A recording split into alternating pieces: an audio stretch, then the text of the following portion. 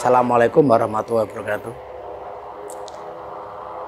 Kali ini saya punya kisah dalam perjalanan saya yang kejadiannya masih sekitar belum ada 1 bulan, dan saya juga baru kali ini ada suatu kejadian yang sangat aneh. Jadi ceritanya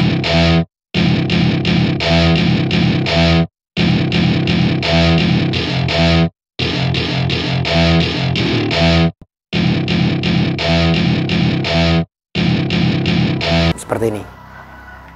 Saya beberapa minggu yang lalu memang ada niat untuk berkunjung ke saudara saya di wilayah Demak waktu itu. Nah, waktu saya ke sana ya biasa kita ngobrol nyantai. Pas di setengah obrolan ada tetangganya yang ke rumah saudara saya, dan disitu dengan kondisi orang ini kondisi panik, kita lihat panik dan serada rasa ketakutan di situ. Nah, akhirnya saya kenalin, orang itu kenalin sama saya, ini saudara saya gitu. Dan orang ini memang mau minta tolong kepada saya karena pas posisi saya berada di rumah saudara saya. Nah, akhirnya orang ini saya tanya, ada apa, Bu? Ini tuh kejadiannya sama keponakannya dia yang masih usia sekitar 15-an. Dan di situ si ibu-ibu ini curhat karena ada suatu kejadian aneh di tubuh keponakannya itu. Dia cerita sebelumnya anak ini tuh hidup bersama ibunya, dan kejadian itu waktu anak itu masih kecil itu sakit-sakitan. Karena orang Jawa bilang wetonnya sama, jadi anak ini wetonnya sama dengan ibunya. Dan waktu itu anak ini ada suatu penyakit yang enggak sembuh-sembuh, dan penyakitnya itu sama dengan ibunya. Jadi anak sama ibunya itu sakit-sakitan, dan waktu yang lama. Dan akhirnya si ibu dari anak tersebut akhirnya meninggal.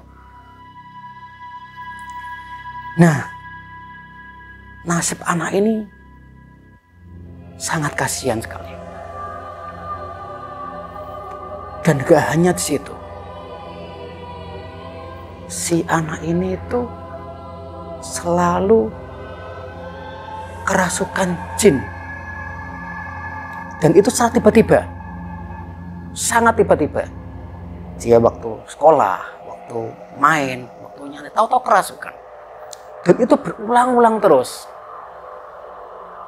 Dan itu berulang-ulang terus. Nanti sembuh, kesurupan lagi.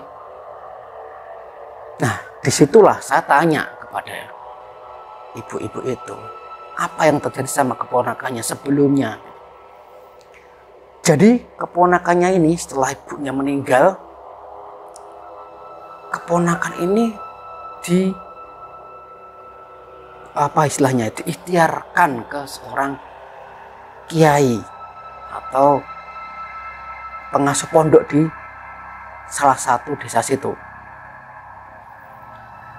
Dan akhirnya si kiai ini, pengasuh pondok ini bilang sama ibu-ibu ini yang terjadi sama keponakannya itu, bahwa kalau si keponakannya ini mau dibuat tumbal pesugihan.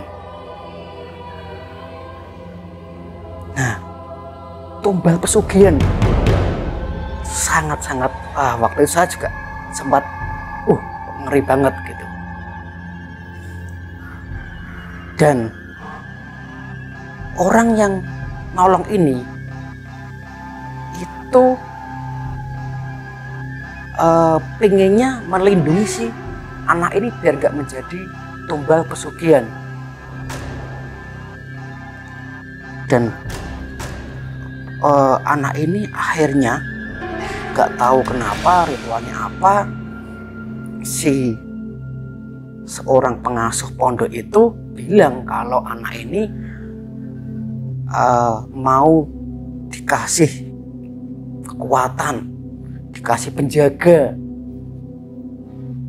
Nah, akhirnya dimasukilah penjaga, dimasukilah raga anak itu oleh kekuatan, yaitu bilangnya untuk menjaga, tapi itu saya rasa jin ya yang di situ.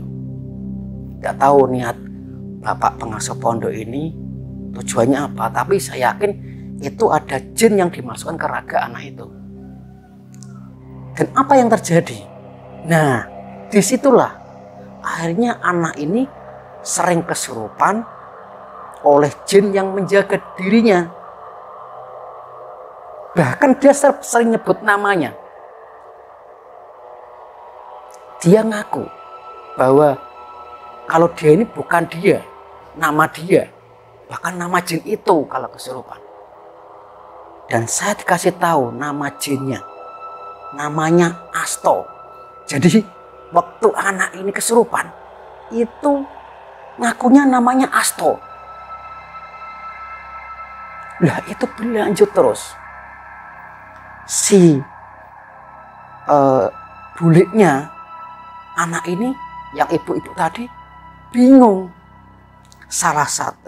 Satu sisi biar keponakannya enggak dibuat tumbal pesugihan, satu sisi kenapa kok anak ini sering kesurupan dengan jin nama itu, bukan nama aslinya dia. Setiap kesurupan dia selalu nyebut nama itu, nama Asto itu. Dan ada suatu kejanggalan di situ. Makanya ibu-ibu ini pas saya di tempat saudara saya, ibu-ibu nemui saya di situ. Memang tidak ada unsur kesengajaan. Pas dapat informasi saya ke tempat saudara, ibu-ibu itu menemui saya dan cerita seperti itu tadi. Itu bahkan waktu ibu-ibu cerita itu ada tetangga-tetangga di situ juga dan memang mengiyakan apa yang terjadi pada si anak itu, gadis itu. Nah, di situ akhirnya saya jawab, "Oke, Bu, sekarang di mana anak itu?"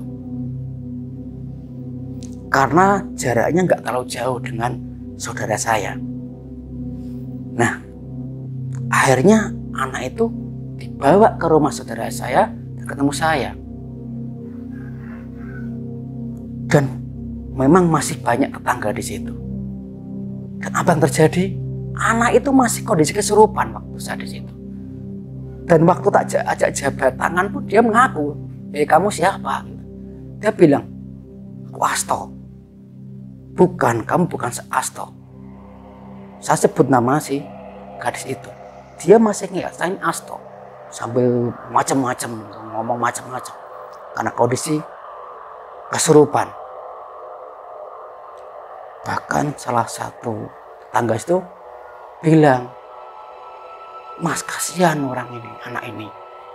Karena sering seperti ini, bahwa bahkan sekolahnya kacau dengan kondisi dia seperti ini."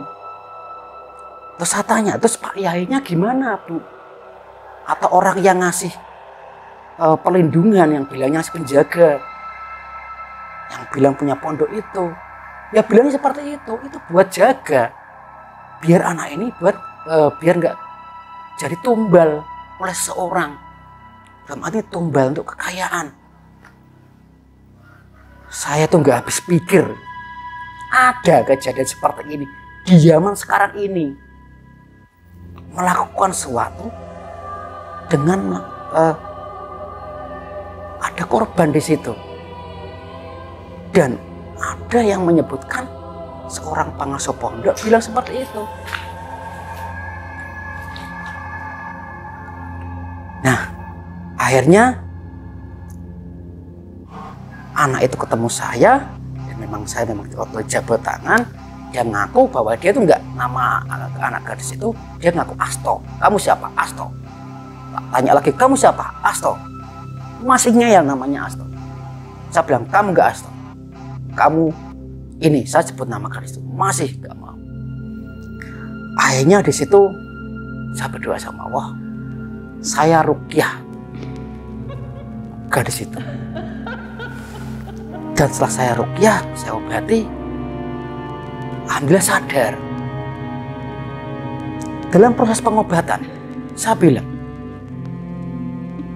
apapun yang jaga anak gadis ini adalah jin. Siapapun yang ngasih, ini gak benar-benar, ini salah besar. Ini sesuatu yang gak benar, saya bilang seperti itu. Entah siapa, saya gak mau tahu. Kiai, pengasuh pondok, apapun, tapi ini gak benar.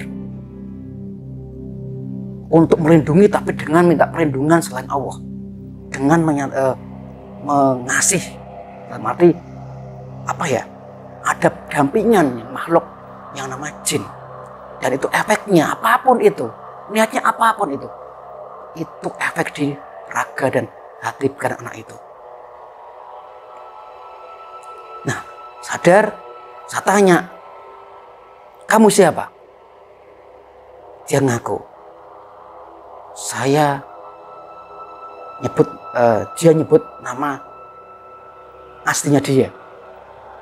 Dan saya tanya lagi, tadi kamu kerasa apa? Saya kerasa tubuh saya ini kayak ada yang jaga gitu. Alhamdulillah setelah saya ikhtiar, saya obati, anak itu sadar. Akhirnya saya tanya, namanya dia nyebut nama aslinya, alhamdulillah hanya berhasil. Dan alhamdulillah dia sadar, siuman. Terus dia tanya, tadi rasanya gimana? Sebelum ini rasanya gimana? Dia cerita, waktu kesurupan itu, mau kesurupan, itu saya dilihat orang yang besar banget. Kayak depan dia gitu. Makhluk itu. Saya nggak bisa apa-apa, tahu-tahu saya nggak sadar. Pokoknya ada sesuatu makhluk yang tinggi besar yang jaga dia. Dan tak tanya, kayak apa? Wajahnya mengerikan. Lah ini, itu jin yang jaga dia. Saya bilang, udahlah, sekarang kamu gak usah mikir seperti itu. Insya Allah kamu udah lepas dari jin itu. Sekarang kamu banyak doa. Saya bilang seperti itu. Bahkan sama tetangga saya bilang, udah, masalah ini jangan dibesar-besarkan lagi. Ada istilah pesugihan, tumbal, apapun jangan dibesar-besarkan lagi.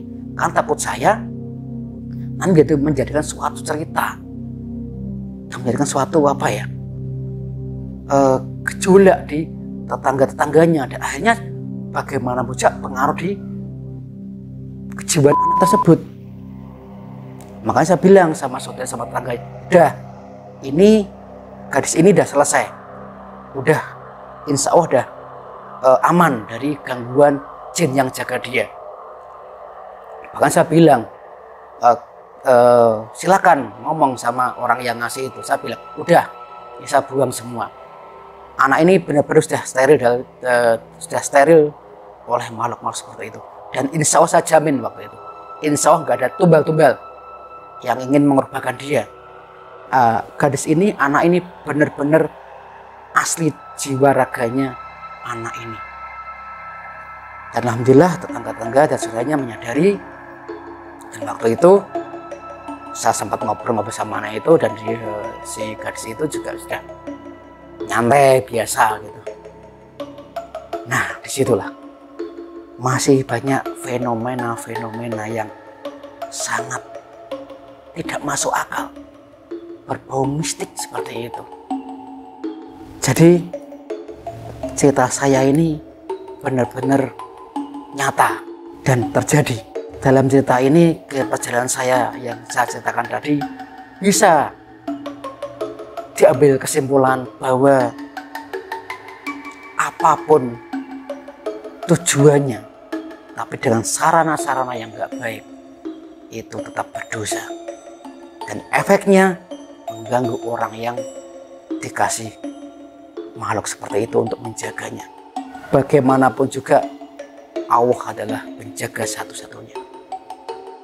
Sekian dari saya, terima kasih sekali, semoga bermanfaat.